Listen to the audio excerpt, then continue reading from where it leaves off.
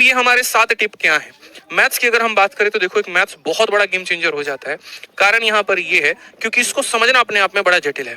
आप पेपर के पैटर्न पे कभी फिक्स नहीं हो सकते कि पिछली बार जैसा पेपर आया था अगली बार वैसा ही आएगा।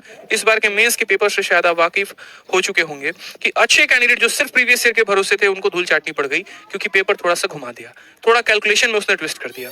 और ये कहीं ना कहीं फैक्टर होता है कि आपका अगर पहला पेपर ही खराब चला जाता है ना तो दूसरे पर भी उसका प्रभाव पड़ता है, तीसरे पर भी उसका प्रभाव पड़ता है।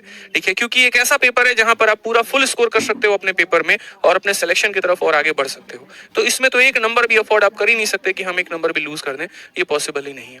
तो सबसे पहले आपको अपने सिलेबस को समझना होगा, अपने पैटर्न को समझना होगा। यूं समझ लीजिए कि अगर आप नए तैयारी करने की सोच रहे हैं तो पूरा पैटर्न को पढ़िए।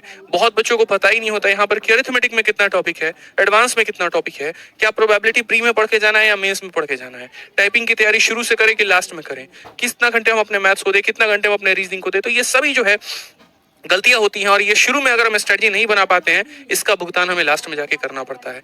तो इसीलिए मैंने कहा कि अपने सिलेबस को और एग्जाम के पैटर्न को समझिए। आपको ये समझना पड़ेगा कि आपका प्री का पेपर कब होता है, उसके कितने महीने के बाद आपका मेंस का पेपर होगा, क्या तब आपको टाइपिंग का समय मिलेगा, नहीं मिलेगा, ये सारी बातें आपको समझनी पड़ेंगी। अपने सिलेबस को तय समय के अंदर में खत्म करिए।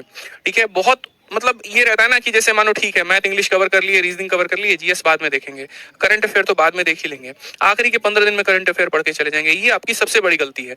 शुरू से जब आप रूटीन बना रहे हैं ना तो अपने डेली के शेड्यूल में चारों सब्जेक्ट को इंक्लूड करके चलिए, जहां पर दिन की शुरुआत वोकैबुलरी से होनी चाहिए और रात हमारी मैथमेटिक्स से खत्म होनी चाहिए और पूरे दिन में आपका जो है सारा सब्जेक्ट आपका कवर होना चाहिए। कोशिश करिए मैक्सिमम सब्जेक्ट्स को कवर करने की, ना कि एक ही सब्जेक्ट पर ज्यादा घंटे देने की। वो किसी काम का नहीं होगा। एक सब्जेक्ट से जब दूसरे पर मूव ऑन करोगे ना तो पहला ऑटोमेटिक वॉश आउट हो जाएगा। इसलिए डेली आपको चारों सब्जेक्ट पढ़ना है, इस बात का अपने मन में ध्यान रखना। तीसरा पॉइंट जो मैंने लिखा है वो यहाँ पर कंसेप्ट और स्पीड में काम करना। ये जो गेम है ना भाई, ये गेम तुम्हारे नॉलेज का नहीं है। मेरे से बहुत नॉलेज वाले भी मेरे साथ पेपर दे रहे थे लेकिन उनका कहीं पर सिलेक्शन नहीं हुआ और शायद मैं उनसे नॉलेज में 2% कम ही था, लेकिन मेरे पास मेरी रफ्तार थी, मेरे पास मेरे सोचने की क्षमता थी, मेरे बिना पेन उठाए सवालों को बनाने की क्षमता थी, जिसके कारण मेरे सभी सब्जेक्ट में 50-50-50 आते रहे और ऑल इंडिया रैंक जो है 114 भी रहा सीएचएसएल के परीक्षा में। और श्रीजल के परीक्षा में तो आपको पता ही है मैं एक्साइज इंस्पेक्टर सिलेक्टेड हूँ। यही कारण, यही चीजें मैंने अपने बच्चों को भी सिखाई और आज इसी वजह से जो है आज बच्चे all India rank 2, all India rank 5 और कई सारे रैंक लेकर आते हैं, क्योंकि उनको जिंदगी भर एक बात कहा कि भाई सुन, बात ऐसी है 10 किताब मत लगाइयो, लेकिन एक ही किताब को 10 बार लगाना, ताकि उससे तुम्हारी स्पीड बढ़े और जब ये स्पीड बढ़ेगी ना तो वो पेपर में तुम्हारा अलग ही भौकाल क्रिएट करके लेकर आएगी। तो इसके ऊपर में आपको शुरू से काम करना है। आपको ज्यादा नहीं पढ़ना, लेकिन जो चीजें पढ़ी है उसको ज्यादा बार पढ़ना है, उसको कई बार प्रैक्टिस करना है, रिगरस प्रैक्टिस करना है। जो शीट्स हम आपको क्लास में प्रोवाइड करवाएंगे उसकी मल्टीपल प्रैक्टिस और रिवीजन करनी है। यूं समझ लीजिए कि शीट का जर्रा जर्रा क्वेश्चन आपके दिमाग में फिट होना चाहिए, एक एक टाइप, एक एक कंसेप्ट आपके माइंड में फिट होना चाहिए, तभी आप परीक्षा में बेहतर परफॉर्म कर पाएंगे। नेक्स्ट पॉइंट की बात करते हैं तो कभी भी इरेलीवेंट और एक्सट्रीमली डिफिकल्ट क्वेश्चंस पर फोकस अभी मत करिए। अभी समय उतना नहीं है बहुत ज्यादा अपने आप को चैलेंजिंग में भी लेके जाने का। वो भी वक्त आएगा जब मेंस का बैच आएगा तो करेंगे ना भाई, फिर गदर मचाएंगे, तबाही करेंगे। जितने टफ लेवल के क्वेश्चंस है, जितने हार्ड लेवल के क्वेश्चंस है, जितने इरेलीवेंट क्वेश्चंस है वो भी लगाएंगे। लेकिन जब हमारा सिलेबस ही कंप्लीट नहीं है तो अभी हम उसके ऊपर में क्यों फोकस करें, क्यों अपने वक्त को जाया करें। अभी उससे बेहतर है कि हम स्टैटिक जीके को कंप्लीट करें, उससे बेहतर है कि हम 1500 ईडीएम, 1500 वन वर्ड, 1500 साइन विंडो याद करें, उससे बेहतर है कि अपने रीजनिंग के रिगरस प्रैक्टिस करें, कैलेंडर से लेके सभी सवालों को जो है बढ़िया तरीके से हम रिवाइज करें, कांसेप्ट्स को सीखें। तो वो सबसे ज्यादा इंपॉर्टेंट है। इसलिए मैंने शुरू में कहा कि रणनीति बेहतर होनी चाहिए मेरे भाई। ठीक है, बड़े बड़े हथियारों से और सेना से युद्ध नहीं लड़ी जाती है, सही रणनीति से युद्ध जीती जाती है। इस बात का ध्यान रखना।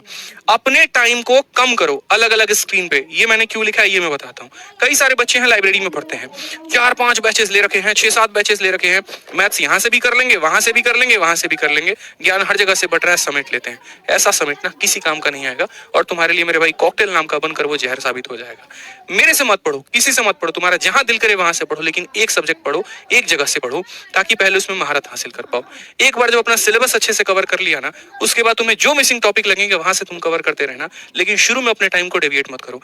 पता चले कि मेरे भाई अरिथमेटिक प्रोग्रेशन की क्लास अटेंड करने गए थे और कॉमेडी विद कपिल में घुस चुके हैं और आधे आधे घंटे जो है वहां पर मूवी देखे जा रहे हैं, ट्रेलर देखे जा रहे हैं। अभी एनिमल का ट्रेलर है तो थोड़ा वो देख लेते हैं, फिर ट्रेलर तो छोड़ो उसके क्रिटिक्स का भी देख लेते हैं कि क्या क्रिटिक्स मिल रहा है क्या नहीं मिल रहा है, फिर उसको छोड़ो लल्लन टॉप ने उसके बारे में क्या किया वो देख लेते हैं, पब्लिक रिएक्शन देख लेते हैं। तो पढ़ने गए थे मेरे भाई यहाँ पर एनिमल किंगडम और पहुंच गए आप एनिमल के ट्रेलर पे।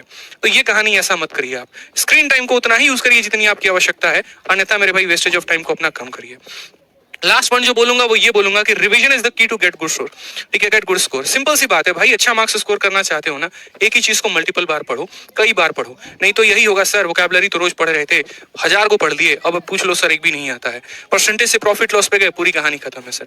तो यही होगा मेरे भाई, रिवीजन नहीं करोगे तो 5 और 2 का स्ट्रेटजी बनाओ कि 5 दिन हमें पढ़ना है और 2 दिन हमें रिवाइज करना है। कोई भी सब्जेक्ट हो, इन जनरल मैं किसी भी सब्जेक्ट की बात कर रहा हूं, तभी आपका 2024 में भाई सिलेक्शन हो पाएगा, नहीं तो बहुत मुश्किल है। और 2024 तो छोड़िए, अगर रणनीति सही नहीं रही ना तो 24 में भी नहीं होगा, 25 में भी नहीं होगा, इस बात का ध्यान रखिएगा। ठीक है, पीछे वाले आपके हिस्से की नौकरी लेके चले जाएंगे और आप बस उनको देख के ताली बजाते रह जाएंगे और लिखेंगे कमेंट बॉक्स में इंटेलिजेंट बंदा था, सही था, सिलेक्शन ले गया, और आप अपने आप को कोसते रहेंगे। तो ऐसी हालात ना आए, आपको दुनिया प्रेस करे, इसीलिए अपने आप को आज 1 साल पहले हमारी पूरी टीम जो है आपको आगाह कर रही है कि भैया पढ़ना शुरू कर दो, समझ लो सही वक्त आ चुका है, नहीं तो बाद में पछताने के अलावा कुछ नहीं रहेगा। एक चीज और, जैसे आपका सिलेबस थोड़ा सा कंप्लीट होता है, 50% 60% जैसे थोड़ा सा कंप्लीट होता है ना, मॉक टेस्ट देना शुरू कर दो और इसके एनालिसिस शुरू करो। कई बच्चों को लगता है यार सिलेबस तो हमारा कंप्लीट ही नहीं है, हम कहां से मॉक टेस्ट देंगे। अरे भाई तुम्हारा एक टॉपिक कंप्लीट हो गया, मानो परसेंटेज कंप्लीट हो गया, एप्लीकेशन पे हम देते हैं ना चैप्टर वाइज टेस्ट, एक चैप्टर कंप्लीट करने के बाद उसका चैप्टर टेस्ट लगाओ। ठीक है, इंग्लिश में तुम्हारा एक टॉपिक कंप्लीट हुआ, चैप्टर टेस्ट लगाओ, रीजनिंग में कंप्लीट हुआ, चैप्टर टेस्ट लगाओ। ठीक है, चैप्टर टेस्ट लगाते लगाते लगाते लगाते थोड़ी तो अपनी रफ्तार लेकर आओ, चेक तो करो अपने आप को कि क्या पूरा परसेंटेज पढ़ने के बाद तुम्हारी काबिलियत इतनी है कि नहीं है कि तुम परसेंटेज के सवाल सॉल्व कर पा रहे हो। नहीं, अगर अभी नहीं कर पा रहे हो तो आगे चल के कैसे बाकी चैप्टर्स को कंप्लीट कर पाओगे। आप लोगों का क्या होता है कि ग्रास होपर वाली कहानी हो जाती है कि सारा खाना इकट्ठा करो, एक ही बाद में खाएंगे और बाद में वापस का काम करता है। ऐसा मत करिए, जितना पढ़ेंगे उतना पहले रिवाइज करिए, उतना पहले कंटेक्स्ट करिए, फिर नए टॉपिक की तरफ मूव ऑन करिए। ये आपकी कला और ये आपकी आदत होनी चाहिए, इस बात के ऊपर स्पेशल फोकस रखिए आप लोग।